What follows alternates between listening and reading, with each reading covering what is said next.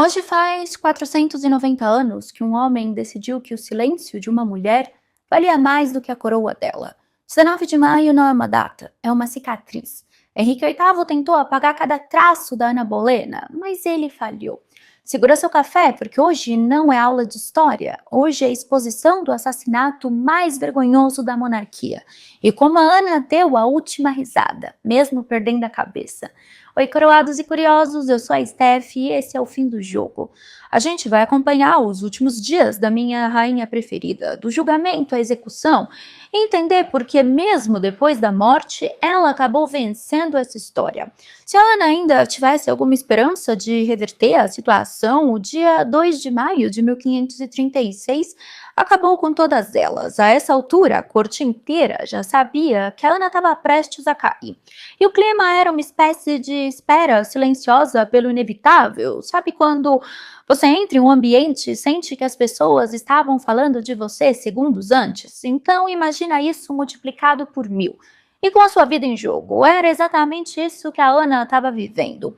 Dizem que naquela manhã ou naquela tarde, a Ana estava assistindo a uma partida de tênis quando o mensageiro apareceu com uma ordem direta do rei.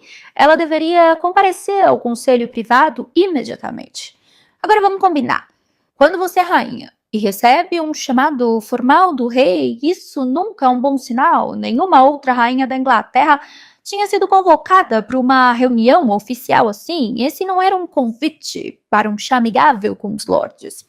Ao chegar na reunião, a Ana encontrou uma banca de inquisitores próprios para formalizar o que já estava decidido nos bastidores, entre eles o próprio tio, Thomas Howard, Duque de Norfolk. Se existisse um troféu para oportunismo familiar, Norfolk certamente estaria na disputa, e bem alto. Com sangue frio e sem o menor traço de empatia, ele foi encarregado de ler as acusações contra Ana. Elas eram diretas: alta traição e adultério. Entre os supostos amantes, o Marcus Smilton e o Henry Norris. Mas repara, ainda não tinha nenhuma menção ao incesto naquele momento. George ainda estava solto. A reação da Ana foi firme. Ela não desesperou e não implorou. Apenas respondeu: eu não vou confessar algo que eu não tenha feito, eu sou inocente. Mas aqui está o detalhe perturbador. Nada que a Ana dissesse faria diferença. Enquanto ela estava ali tentando processar as acusações, um carrasco francês já estava a caminho da Inglaterra. Ou seja, antes mesmo da prisão oficial, o Henrique VIII já tinha decidido a execução. O julgamento e as acusações seriam apenas formalidades para disfarçar o assassinato público. Enquanto a Ana ainda tentava entender o que ia acontecer, a Jane Seymour e os conspiradores do Thomas Cromwell já estavam prontos para agir. Na verdade, já agiam há alguns meses. Filha de uma família de gentry inglesa, ou seja, classe baixa, né? Ela vinha de Wolf Hall, de um ambiente muito mais conservador do que o Círculo Bolena.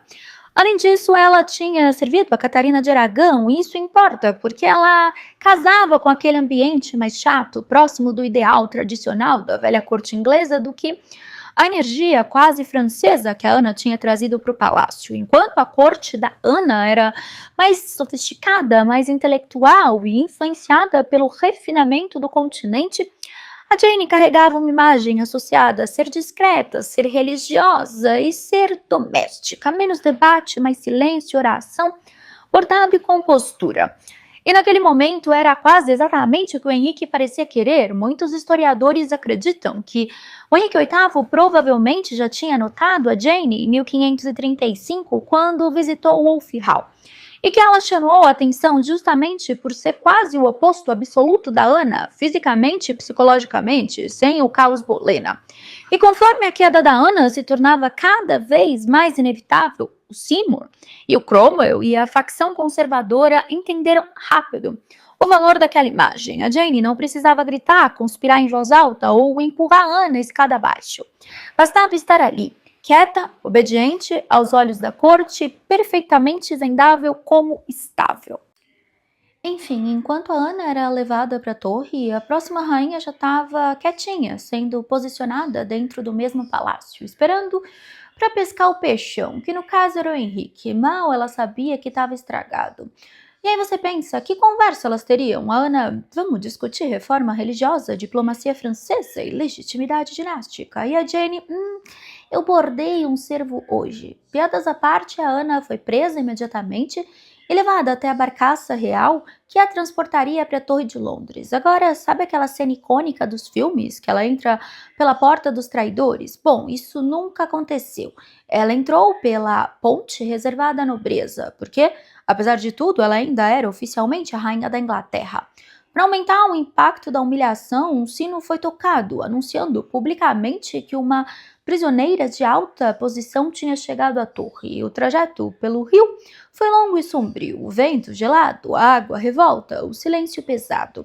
A rainha da Inglaterra, que tinha sido recebida na torre em 1533 para sua gloriosa coroação, voltava agora como prisioneira. Ao chegar, a Ana foi recebida por William Kingston, o condestável da torre, tipo um gerente. Ele não estava ali apenas para supervisionar a prisão, ele tinha ordens diretas do Cromwell para relatar cada palavra que a Ana dissesse. E não era só ele, as damas de companhia designadas para esse momento não eram suas damas de confiança, eram espiões. Espiãs cuidadosamente escolhidas para monitorar tudo. Se a Ana falasse algo que pudesse ser usado contra ela, essas mulheres garantiriam que o Cromwell soubesse no mesmo instante. Então vem um dos momentos mais simbólicos dessa queda. A Ana olhou ao redor e, pela primeira vez, a ficha caiu. Ela não era mais rainha. Então ela perguntou: eu vou para a masmorra? O Kingston foi frio e burocrático. Não, senhora, você vai ficar no mesmo alojamento que ocupou na sua coroação. A reação da Ana, isso é bom demais, ela desabou. Riu de joelhos e exclamou: Jesus, tenha piedade de mim. Conta-se também que a Ana perguntou ao Kingston: morrerei eu sem justiça? E a resposta foi quase uma ironia Tudor, que o rei mostraria graça. Justiça, no entanto, era outra história. Nos dias seguintes, o Kingston relataria que ela oscilava entre momentos de lágrimas e risos repentinos. Mas vamos ser justos, quem não entraria em choque ao ser arrancado do trono e jogado na prisão sem saber direito o que estava acontecendo? Esse comportamento não era loucura, era o reflexo de uma injustiça colossal que estava acontecendo diante dela. Enquanto a Ana tentava entender sua nova realidade, outra peça-chave dessa história estava sendo interrogada, o seu irmão George Bolena. No dia 2 de maio, enquanto a sua irmã era levada para a torre, o George foi chamado para o interrogatório. O foco das perguntas não era apenas a relação dele com a irmã, mas detalhes íntimos do casamento da rainha com o rei, ou seja, o Cromwell ainda não tinha decidido exatamente como encaixá-lo no caso que estava construindo. No dia seguinte, 3 de maio, George foi formalmente preso e levado até a torre. Até esse momento, ele não estava sendo acusado de incesto. Isso só surgiria depois, quando o Cromwell percebeu que precisava de uma acusação ainda mais bombástica para tornar o caso contra a Ana inquestionável. Assim, em poucos dias, a Ana e seu irmão foram transformados de membros da realeza em traidores condenados. Mas esse era só o começo. O cerco contra a Ana continuaria a se fechar e ficaria pior nos dias seguintes. Entre um surto e outro, a Ana fazia muitas perguntas. A primeira foi sobre o pai e o irmão. Ela queria saber como estavam e onde estavam. O Kingston, evasivo, respondeu apenas que estavam bem. A Ana chorou, então fez um comentário que mostra que ela já entendia a gravidade da situação. Minha mãe morrerá de desgosto. E se você está achando isso sombrio, espera até saber o que a Ana disse em seguida. Ela perguntou sobre Lady Worcester, uma das damas de companhia que estava grávida, e comentou que provavelmente ela deveria estar sentindo muita dor naquele momento. Pausa dramática. No meio de um colapso do seu próprio mundo, porque a Ana pensaria na dor de uma mulher grávida.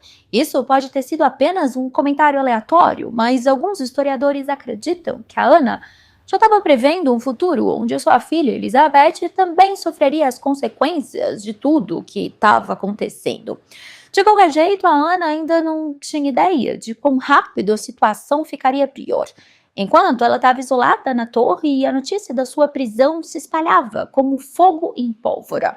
O impacto foi instantâneo, e entre as pessoas que ficaram em choque com essa reviravolta, o nome se destacou: Thomas Cranmer. Para quem não se lembra, ele devia tudo a Ana. Foi graças ao apoio dela que ele se tornou arcebispo da Cantuária e ajudou a consolidar a igreja anglicana. Ele não esperava essa reviravolta. Sua primeira reação foi escrever desesperadamente para o Henrique VIII. Na carta, ele tentou equilibrar a formalidade com um toque de defesa a Ana. Ele escreveu: se os relatos sobre a rainha forem verdadeiros, será apenas uma desonra para ela e não para Vossa Majestade. Estou totalmente surpreso, porque nunca tive melhor opinião sobre uma mulher do que tive dela. Mas sei que Vossa Alteza não teria ido tão longe se não houvesse culpa. No entanto, imploro que eu possa, com vossa graça, desejar e rezar para que ela seja inocente. Reparem na delicadeza da situação. O Cranmer claramente queria dizer que acreditava na inocência da Ana, mas não podia desagradar o Henrique. Então, ele terminou a carta de forma bem diplomática. Se ela for considerada culpada, sou um súdito real que não desejaria que ela fosse punida sem piedade. Tradução: espero que a Ana seja inocente. Mas, caso não seja, eu continuo aqui do seu lado, tá, Henriquinho? Errado ele não estava.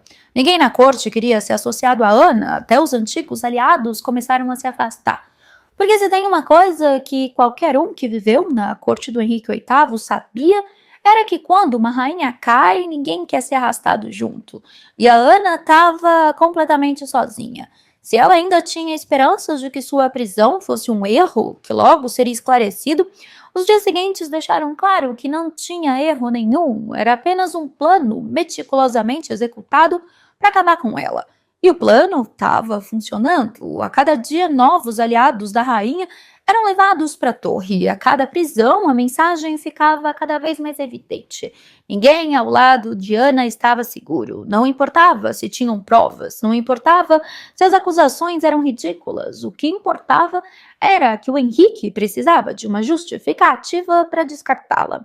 E o Cromwell estava garantindo que essa justificativa fosse convincente o suficiente para todo mundo. A forma mais eficiente de consolidar essa narrativa era prender tantos homens quanto possível. Assim, a suposta traição da Ana pareceria não apenas plausível, mas óbvia. Porque vamos ser sinceros, se a Ana tivesse dormido com 3, 4, 5 homens diferentes, só faltava colocar um outdoor na Torre de Londres, dizendo rainha mais infiel do século. Mas, como a gente vai ver, não importava se as acusações eram absurdas. O importante é que parecessem reais para selar o destino. O dia 4 de maio de 1536, o Henry Norris e o Marquis Milton já estavam presos, e a rede contra a Ana continuava se fechando. Os novos nomes foram Francis Weston e William Barrington.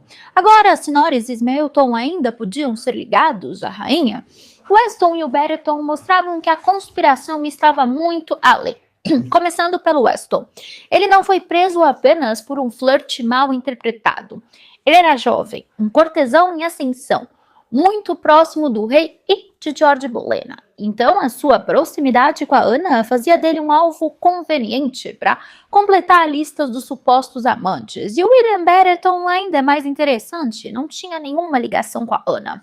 Sua prisão foi puramente política. Ele era um conservador religioso que se opõe às reformas do Cromwell e, além disso, tinha inimigos poderosos na corte que queriam suas terras e propriedades, ou seja, não teve nada a ver com a Ana. Ele simplesmente estava na lista de desafetos da pessoa errada, o Cromwell, e foi usado como uma peça do tabuleiro. Isso diz muito sobre como esse julgamento estava sendo conduzido. Não se tratava apenas de destruir a Ana, era uma reorganização de poder dentro da corte. O que o Cromwell estava fazendo não era apenas um assassinato político, era uma purga. No dia seguinte, 2 novas prisões aconteceram, Richard Page e Thomas White. Agora, se você é fã da série The Tudors, o nome Thomas White vai ser familiar. Ele era poeta, cortesão, e de acordo com alguns rumores, teria se apaixonado por Ana Bolena e escrito poemas, mesmo antes do Henrique entrar na jogada. Só que, apesar de toda essa aura romântica que envolve White, ele não foi preso por um suposto passado com a Ana. Eles só queriam saber o que ele sabia sobre a rainha. Já o Richard Page era um cavaleiro da Câmara Privada e aliado da rainha. Seu nome apareceu em uma lista de credores que a Ana fez enquanto estava na torre, e isso fez com que o Cromwell o colocasse sob custódia. Mas imagina, você empresta dinheiro para a rainha, espera que no pior dos casos ela atrase o pagamento ou não te pague, Não que isso vire motivo para você ser preso, mas essa era a lógica de conspiração contra Ana. Quanto mais gente fosse arrastada junto, melhor. Enfim, o White e o Page foram soltos depois. Isso mostra que no meio desse rolê todo, algumas pessoas eram apenas descartáveis. O verdadeiro alvo era Ana e os homens que realmente importavam para sustentar as acusações. Enquanto a Ana estava presa e os interrogatórios aconteciam, também tinha outro tipo de movimentação acontecendo na corte. As pessoas já estavam disputando os bens do Henry Norris, como se ele tivesse sido julgado, condenado e executado. Isso é um dos detalhes mais reveladores de toda essa história. Se os aliados do rei já estavam enviando cartas pedindo as terras do Norris, isso significa que a condenação deles já estava decidida, né? A gente já tinha certeza disso.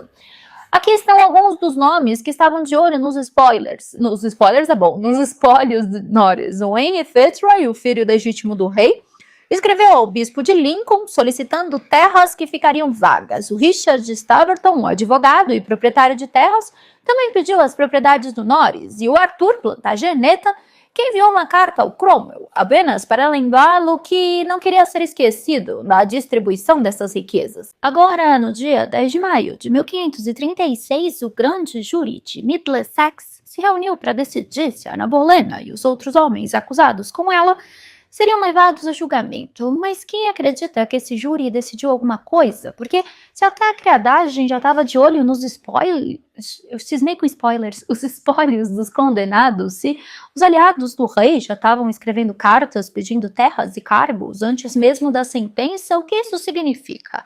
Tudo era formalidade. Então, no dia seguinte, o grande júri de Kent se reuniu para refletir o processo e formalizar as acusações relativas aos eventos que supostamente ocorreram nos palácios de Greenwich e Eltham. Tudo num ritmo tão eficiente e coordenado que até parece que já estava escrito, mesmo antes da Ana ser presa. Mas calma, será que eu estou exagerando? Bom, vamos dar uma olhada nas acusações para você ver se faz sentido. O documento da acusação da Ana afirmava que a Ana não tinha apenas cometido adultério com vários homens, mas também conspirado para matar o rei. E o grande golpe de mestre cometido em incesto com o próprio irmão. Agora veja bem, a acusação de adultério já era suficiente para tirá-la do caminho. Então, por que diabos incluir incesto e conspiração para assassinato? Simples, para garantir que a Ana não tivesse nenhuma chance de escapar, porque adultério ainda podia ser perdoado, talvez houvesse uma saída, sei lá, convento, mas incesto? Isso não era apenas traição, era monstruoso. E a ideia de que a Ana queria matar o Henrique, não tinha mais nada o que fazer para selar a sentença de morte dela. E detalhe, para que Ana fosse culpada, ela teria que ter realmente habilidades sobrenaturais, é sério. Não só porque a acusação afirmava que ela dormiu com 5 homens diferentes, enquanto estava cercada de damas de companhia 24 horas por dia, mas porque algumas das datas simplesmente não fazem sentido. Um dos encontros ilícitos da Ana, por exemplo, supostamente aconteceu logo depois do nascimento da Elizabeth, um mês depois, em outubro de 1533. Agora vamos lembrar que a gente está no século XVI. Parto não era brincadeira e a Ana estava de recuperação pós-parto no tradicional período de resguardo. Então, das duas, uma. Ou a Ana era um X-Men, que se recuperava mais rápido do que qualquer mulher da história, ou essa acusação era pura invenção. E não para por aí. Em outras datas, a Ana simplesmente não estava no mesmo lugar que os homens, e isso foi documentado. Então, assim, se a rainha da Inglaterra conseguiu se dividir em duas para estar em lugares diferentes ao mesmo tempo, a gente tem um caso muito mais interessante do que adultério. E tem o golpe final, as alegações de que a Ana zombava da virilidade do rei, ou seja, era difícil a pipa do bifão subir. Se existia algo que o monarca Tudor não suportaria, ainda mais o Henrique, era ser publicamente humilhado. De todas as coisas que a Ana supostamente fez, essa foi provavelmente a que mais irritou o Henrique VIII, se isso aconteceu, porque isso aparece dentro de um processo cheio de acusações frágeis e extremamente convenientes. Então, a gente não sabe se a Ana realmente disse ou se foi mais uma fofoca plantada para incendiar o ego Tudor. Mas vamos combinar, o que é no mínimo curioso, porque Anos depois, com a Ana de Cleves, o próprio debate sobre consumação e desempenho voltou com força total. Então fica a pergunta histórica, e meio maldosa: se esse rumor já circulava em 1536, será que o problema era mais antigo que o Henrique gostaria de admitir? Porque, filha, ego Tudor quebra fácil. Mas diga pra mim, diga sim. Ana Bolena era uma mulher afiada, sarcástica, inteligente. Dá pra imaginar ela soltando uma piada ácida sobre o desempenho do rei? Só se ela fosse burra, mas ela não era. Os historiadores concordam que isso foi uma fofoca estrategicamente plantada para deixar o Henrique mais pé da vida.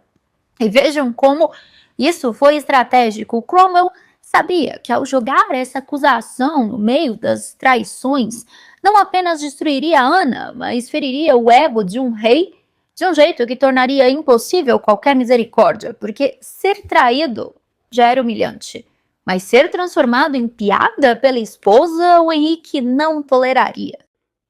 Agora, já que haviam montado um palco com todas essas acusações, era hora do grande espetáculo final, o julgamento dos supostos amantes da Ana. No dia 12 de maio de 1536, os julgamentos deles começaram. Os primeiros a serem julgados foram Marquis Milton, Henry Norris, Francis Wellston e William Brereton.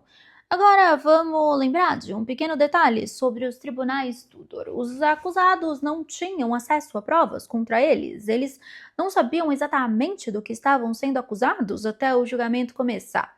E cabia a eles provarem sua inocência, não a acusação provar a culpa. Isso torna qualquer chance de defesa praticamente impossível. E tinha outro problema: o júri que decidiria o destino dos acusados era composto por homens com interesses diretos na condenação deles. Alguns deviam um favor ao Cromwell, outros estavam de olho nos cargos e nas terras. Ou seja, não era uma questão de justiça, era uma questão de política e conveniência. E aqui entra um detalhe: lembra que só o Marquis Milton confessou? Calma, nem tudo foi tão simples. Ele era o único que não era pertencente à alta nobreza, um músico, um cortesão de posição muito inferior, cercado por homens poderosos que negaram tudo até o fim. Alguns autores chegam até sugerir que ele pode ter sido submetido ao hack, o cavalete de tortura Tudor, antes do depoimento. O problema é que não existe prova documental definitiva disso. O que a gente sabe é que ele foi interrogado sob enorme pressão. Era um único plebeu entre os acusados e sua confissão acabou se tornando a peça mais útil de todo o processo. Tortura física, talvez, coerção psicológica, quase que certamente. Justiça, essa corte já tinha decidido que não precisava disso. E pior, partes do depoimento eram frágeis, até de forma cronológica, porque as datas e os encontros atribuídos ao caso não batiam com a presença da Ana. Ou seja, a única confissão do processo vinha justamente de um homem mais vulnerável e do testemunho mais problemático. Os outros negaram até o fim, mas no Tribunal Tudor isso não fazia a menor diferença. Eles foram considerados culpados. Aí, no dia 15 de maio de 1536, se os Tudors tivessem um canal de streaming, o julgamento da Ana teria sido o evento mais assistido do ano. O King's Hall, dentro da Torre de Londres, estava lotado. Estima-se que cerca de 2.000 pessoas tinham comparecido para ver a mulher mais poderosa da Inglaterra ser destruída publicamente. Agora me diz, quando tanta gente se interessa por um julgamento antes da decisão ser tomada, a decisão já foi tomada. Aquilo não era um tribunal, era um teatro. E o pior, eles nem tentavam esconder isso. A Ana entrou no salão vestindo preto com detalhes de arminho, a cor reservada à realeza. Era um lembrete silencioso. Independentemente do que disseram, ela ainda era rainha. Mas isso não fazia diferença, né? Quem presidia a sessão? O tio, novamente, o Duque de Norfolk, porque aparentemente nos Tudors destruir a própria família era requisito para subir na vida e na carreira. Entre os jurados a gente tinha o Charles Brandon, o Duque de Suffolk, que odiava Ana Bolena, e o Henry Percy, o antigo amor da Ana, que, segundo relatos, desmaiou no meio do julgamento. Foi um ataque de culpa, um teatro bem ensaiado. Isso a gente nunca vai saber. Sem nenhuma surpresa, as acusações foram lidas: adultério, incesto, conspiração para matar o rei. E para fechar com chave de ouro, alegaram que a Ana teria dito ao Henry Norris que se casaria com ele após a morte do Henrique VIII. Se a Ana tivesse um amante, estivesse planejando matar o rei, vocês acham que ela ia sair por aí falando em voz alta? Porque, se sim, além de adúltera e traidora, a gente teria que chamar ela de burra. E vamos lá, né? Mas o importante nesse julgamento não foi o nível de absurdo das acusações e nem a falta de provas concretas, foi a maneira como a Ana reagiu. Ela não implorou, não se desesperou, não tentou negociar, se manteve com dignidade, se declarou inocente de todas as acusações e os relatos indicam que por um momento teve silêncio total no tribunal, o que era raro, considerando que ali todo mundo falava mais do que devia. Porque por mais que tivessem preparado um espetáculo, a Ana não se comportou como a vilã da história. Ela não parecia uma mulher culpada, parecia uma mulher sendo sacrificada. O Duque de Norfolk, seu tio, levantou-se para ler o veredito, culpada. Sentença a ser queimada viva ou decapitada. Agora veja bem, para os padrões da época, queimar alguém era reservado para crimes de heresia e os piores tipos de traição. Essa possibilidade só foi incluída na sentença para causar pânico. Era uma forma de garantir que a Ana não tivesse forças nem para resistir. Mas ela não quebrou. Sua última resposta foi um pedido que o Henrique fosse misericordioso com a sua filha Elizabeth. Ou seja, mesmo na queda, ela estava pensando na filha. Agora, você acha que o rei atendeu esse pedido? Bom, considerando que ele mal esperou o corpo da Ana esfriar para se casar com a Jane Seymour, a gente tem a resposta. Agora, se o julgamento da Ana e do George já era uma piada, o do George foi pior. O irmão da rainha foi acusado de incesto e traição. A acusação de incesto com ele foi a mais brutal de todas e também uma das mais frágeis. Como eu comentei, não tinha confissão, não tinha testemunha ocular e nenhuma prova concreta de uma relação física entre a Ana e o próprio irmão. Durante muito tempo, a narrativa Tudor transformou a Jane Parker, a esposa dele, a Lady Hertford, na mulher que tinha entregado o marido. Mas a historiografia moderna é bem mais cautelosa. A gente não sabe exatamente o quanto ela falou, se realmente prestou depoimentos decisivos ou se parte disso foi ampliada depois dentro da construção do caso. O que a gente sabe é que a acusação foi politicamente devastadora e que a Jane Parker, Jane Bolena, que anos depois sofreria um colapso mental documentado no caso da Catherine Howard, acabou virando quase uma vilã conveniente na memória Tudor. Mas em 1536, o que existe é muito mais névoa do que certeza. Por fim, bastou a suspeita, porque naquela corte rumor também podia matar. Além disso, o George conseguiu piorar a própria situação no tribunal. Olha isso. Em determinado momento, ele recebeu um bilhete, provavelmente algo que deveria ajudá-lo ou orientá-lo discretamente. Só que o George, sendo o George, leu o conteúdo em voz alta e o bilhete falava que o rei não funcionava mais. E mencionava também as dificuldades que ele teve em consumar o casamento. Agora imagina o nível do caos. Você está num tribunal Tudor, sendo julgado por traição e de repente alguém joga no ar a possibilidade de que o Henrique VIII talvez não fosse exatamente o garanhão invencível que ele queria parecer. Se antes o George ainda tinha uma chance, porque, enfim, provavelmente não, aquele momento não ajudou em absolutamente nada, porque se tem uma coisa que o Henrique não perdoava, era virar motivo de humilhação pública. Então o timing do George foi impecável. Resultado: culpado. Agora o destino dos Bolena estava selado. Chegamos ao dia 17 de maio de 1536. Enquanto o Henrique VIII se preparava para instalar a Jane Seymour como sua próxima esposa, 5 homens estavam prestes a perder a cabeça. Se o rei ao menos tivesse um momento de reflexão antes dessas execuções, foi provavelmente algo pensando como menos problemas para resolver no jantar, porque o Henrique VIII não era exatamente um homem atormentado pela culpa. Foram eles, George Bolena, Henry Norris, Francis Wellston, William Betterton e Marcus Milton. E a Torre de Londres era na Torre Hill, que era lugar para as execuções públicas. O cadafalso erguido para a execução dominou a vista da multidão, porque execuções Tudor não eram punição, eram um espetáculo.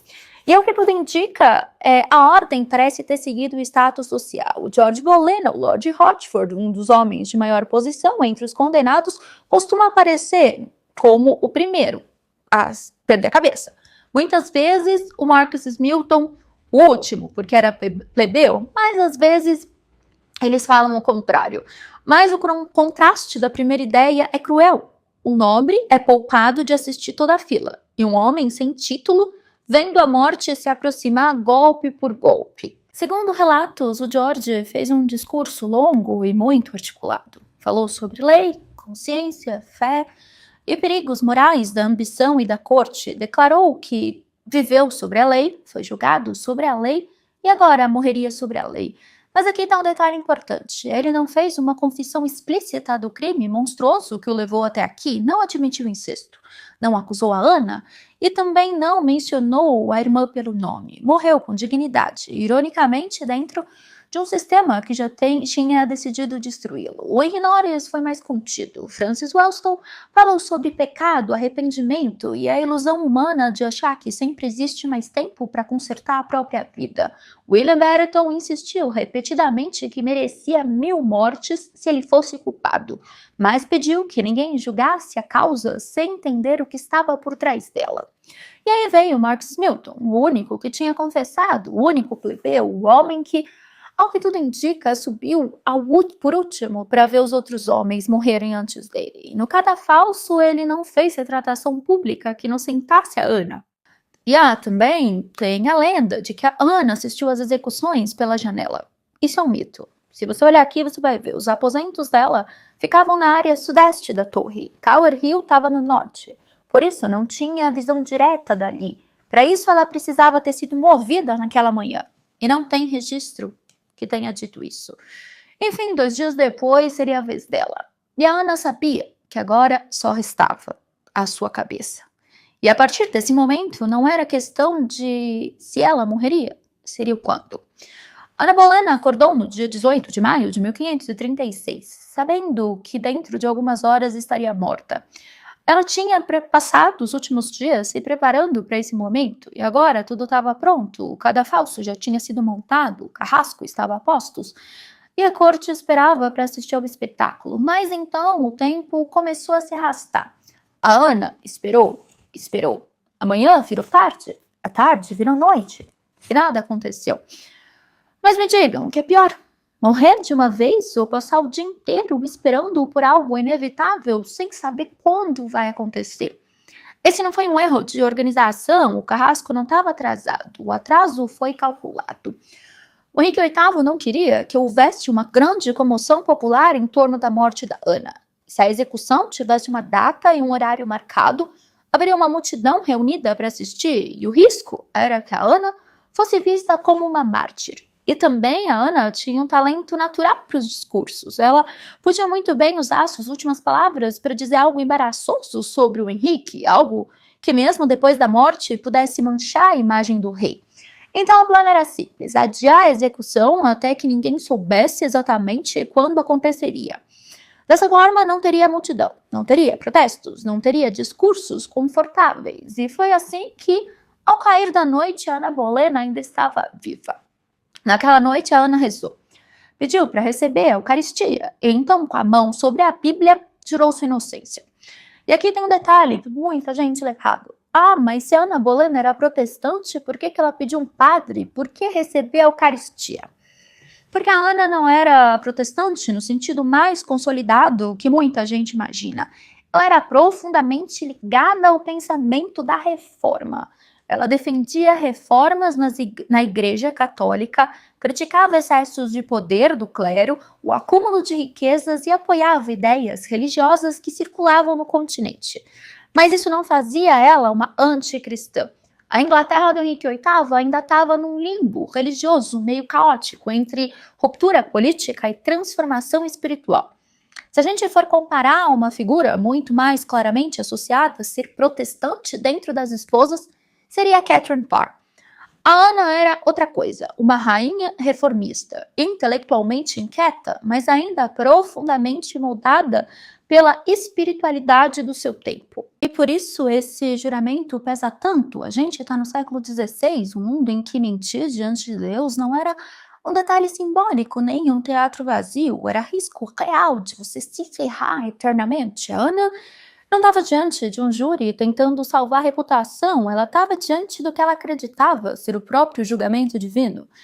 E mesmo assim sustentou a inocência. Se mentiu, foi uma aposta espiritual absurda. Se falou a verdade, então o que aconteceu com a Ana se parece cada vez menos com justiça e cada vez mais com uma destruição cuidadosamente construída. Enfim, ela ficou acordada por um longo tempo. Em certos momentos ria de forma histérica, em outros parecia tranquila. O Sir William Kingston relatou que ela oscilava entre ataques de nervos e um estranho alívio, porque, no fundo, ela já sabia, o pior já tinha acontecido, e o que vinha depois era apenas o silêncio. Ana Bolena acordou antes do amanhecer de 19 de maio de 1536. Mas, ao contrário dos dias anteriores, tinha uma espera estranha, porque 2 dias antes, em 17 de maio, enquanto ainda estava presa na torre, o Thomas Cranmer declarou o casamento do Henrique da Ana nulo. E aqui tem um detalhe importante: não existe hoje um documento preservado e inequívoco assinado pela Ana dizendo aceito essa anulação. Mas muitos historiadores entendem que ela provavelmente cooperou com o processo. E há interpretações de que ela pode ter assinado sim no consentido em algum nível, porque a anulação foi conduzida e reconhecida dentro da lógica jurídica da época.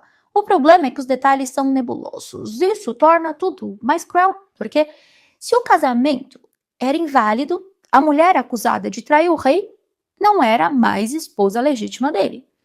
E se o casamento nunca existiu porque é inválido, ela não traiu o rei, né? Porque o casamento nunca existiu. Ainda assim, a máquina política Tudor continua avançando como se a coerência fosse um detalhe opcional. E aí você me pergunta, por que ela assinaria? A Catarina de Aragão morreu até o fim sustentando que era legítima. Os historiadores consideram plausível que talvez ela tenha visto uma última brecha de esperança, convento, exílio, misericórdia, qualquer redução de danos. O erro talvez não tenha sido cooperar. O erro foi acreditar que o Henrique ainda jogava dentro de alguma lógica. Quando as horas foram passando e nenhum mensageiro apareceu, o silêncio começou a pesar. Então, William Kingston entrou, dessa vez sem rodeios e sem cerimônia, e disse: Senhora, está na hora. E foi ali que a Ana percebeu. Não tinha convento, não tinha exílio, não tinha nada além da lâmina fria esperando por ela. Ela se sentiu traída, desesperada, com raiva, talvez, mas não demonstrou nada.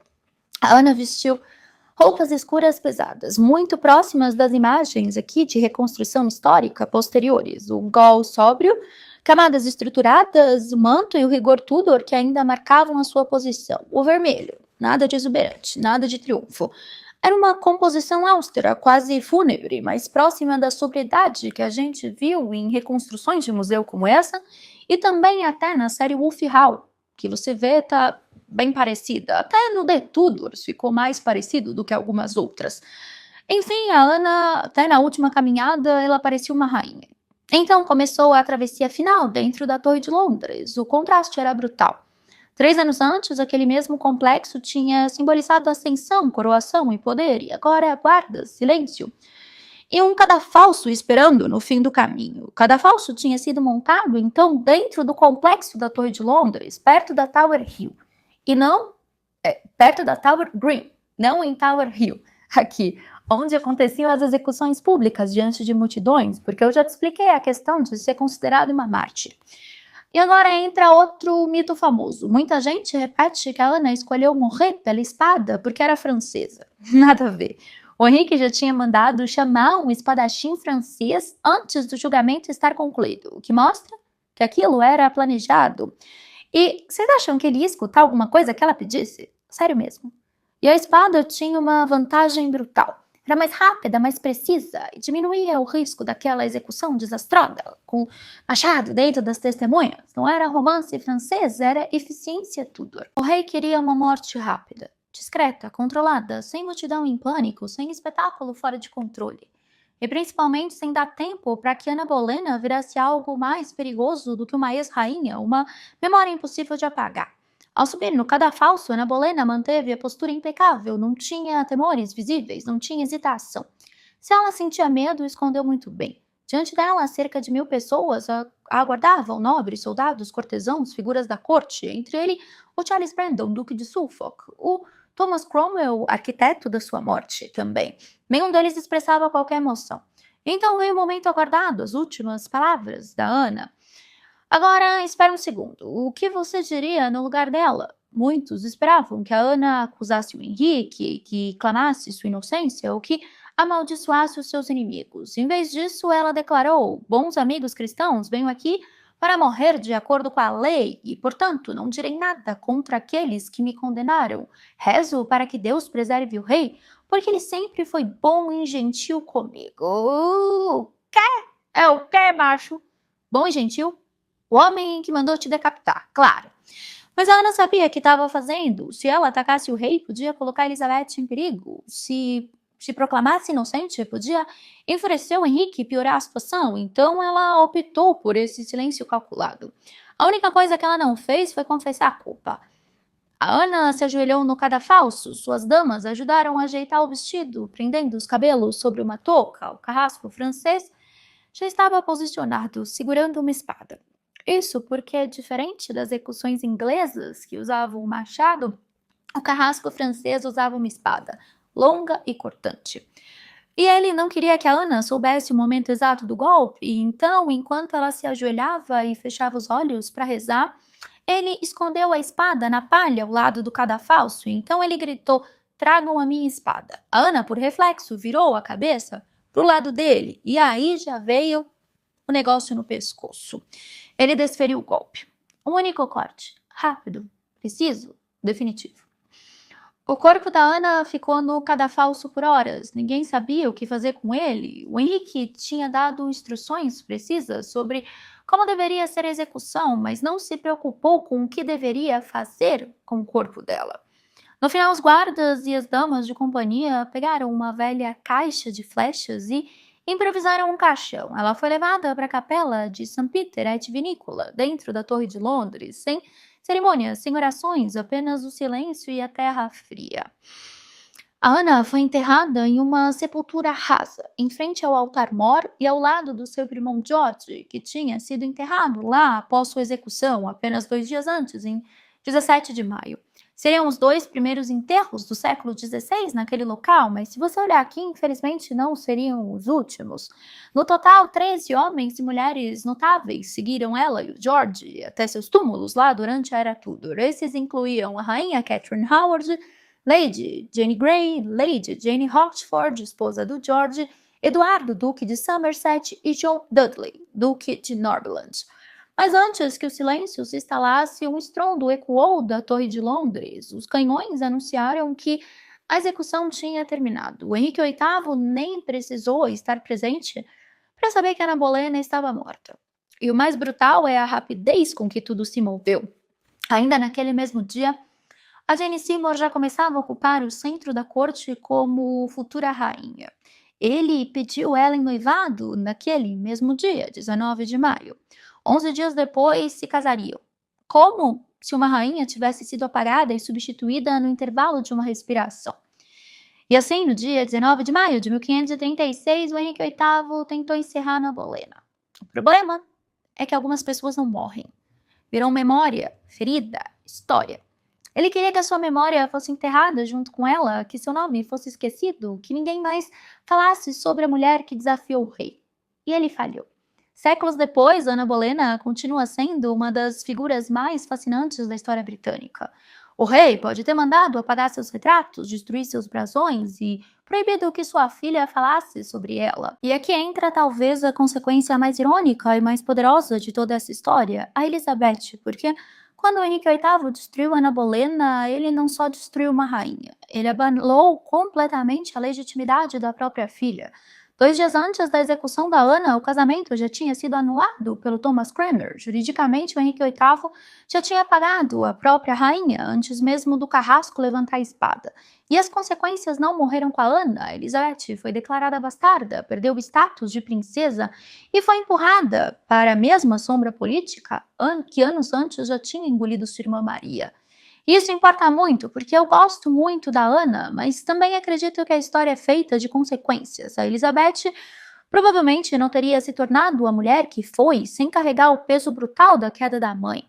Ela cresceu sobre o trauma da ilegitimidade, da vigilância, da instabilidade e da memória de uma mulher que o Henrique VIII tentou apagar. E talvez parte da força, da cautela e até da dureza política da Elizabeth tenha nascido exatamente desse abismo. Em muitos sentidos, ela nasceu dentro do abismo e dentro da Ana, né? A execução da Ana não apagou sua filha. Talvez tenha ajudado a criar a monarca que tornaria o nome Tudor imortal. E o mais irônico, Henrique VIII queria apagar Ana Bolena da história, queria que ela desaparecesse, mas a história Tudor adora desenterrar fantasmas. Em 1876, durante escavações na capela, uma equipe abriu a área diante do altar e encontrou restos mortais que haviam sido atribuídos a Ana Bolena. O médico Frederick Moat examinou os ossos e descreveu uma mulher jovem, de estrutura delicada e pescoço pequeno, características que muitos associaram à rainha. E sem o sexto dedo, tá? Eu posso contar isso em outro vídeo. O problema, a área já tinha sido perturbada por enterros posteriores, então, embora os restos tenham sido identificados como dela e hoje sejam tradicionalmente aceitos como sendo da Ana, a identificação forense do século XIX não foi uma prova absoluta nos padrões modernos, e isso é quase poético. O Henrique tentou enterrá-la no esquecimento. Séculos depois, o mundo ainda estava cavando para encontrá-la. E é por isso que toda vez que falamos da Ana Bolena, a gente não fala apenas de uma rainha executada, a gente fala de uma mulher que perdeu a cabeça, literalmente, por um homem, mas que ganhou a eternidade. Agora me conta nos comentários, se o Henrique VIII tivesse tido um filho homem com a Ana, será que essa história teria sido diferente? Eu espero que você tenha gostado desse vídeo, obrigada por estar aqui e compartilhar desse meu amor pela Ana nesse vídeo grande que eu fiz hoje no dia 19, até me emocionei, peço desculpas. Aproveitem, se inscreve no canal, ativa o sininho, nós temos vídeos todos os dias às 8 horas da noite e também se torne membro. Me ajuda a trazer mais conteúdos de qualidade todos os dias para você. Um beijo grande e até o próximo Steph Flix.